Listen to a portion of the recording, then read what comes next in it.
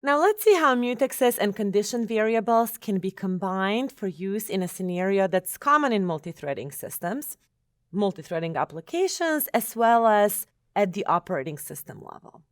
And this is a scenario where there are multiple threads, but of two different kinds. Some subset of threads that want to perform read operation to access the shared state for reading, and other set of threads that want to perform write operations, so that want to access that same shared variable, shared state, and modify it. We call these types of problems the reader's writer problem. The reader's writer problem is such that at any given point of time, 0 or more of the reader's threads can access this resource, but only 0 or 1 writer threads can access the resource concurrently at the same time. And clearly, we cannot have a situation in which a reader and a writer thread are accessing the shared resource at the same time. One naive approach to solving this problem would be to simply protect the entire resource, let's say this is a file, with a mutex and put a lock and unlock operations around it. So whenever any one of these types of threads is accessing the resource, they will log the mutex, perform the respective access, and then release the mutex. This is, however, too restrictive for the reader's writer problem.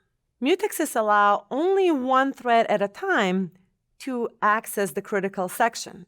So they have a binary state, either 0 and the resource is free and accessible, or 1 and the resource is locked and you have to wait. This is perfectly fine for the writers, since that's exactly the kind of semantic that we want to achieve. But for readers, with mutexes, we cannot express that multiple readers can be performing access to the shared resource at the same time. So how can we solve this problem? Well, we can start by trying to come up with the situations in which it is okay versus it is not okay to perform certain type of access to the resource. So we'll start enumerating these things, and we'll try to express this based on the number of readers and writers that are also performing an operation.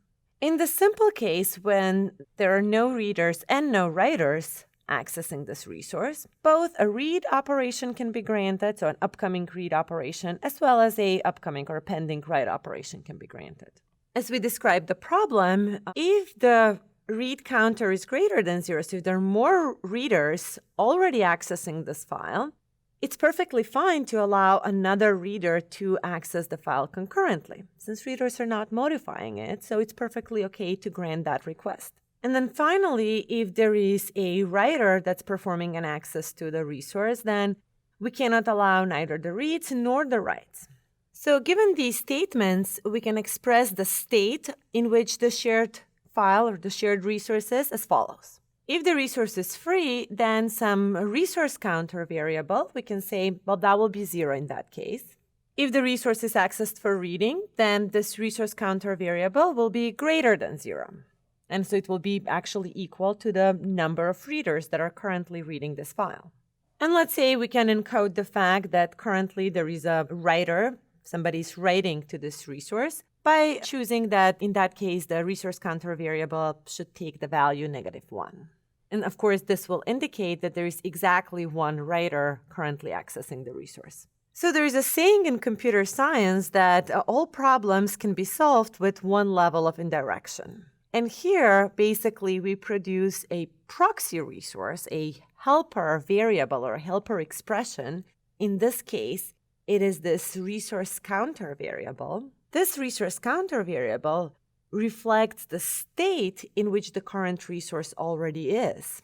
But what we will do, as opposed to controlling the updates to the file, so controlling with a mutex who gets to access the file, we will control who gets to update this proxy variable, this proxy expression. So as long as any access to the file is first reflected via an update to this proxy expression, we can use a mutex to control how this counter is accessed, and in that way, basically monitor, control, and coordinate among the different accesses that we want to allow to the actual shared file.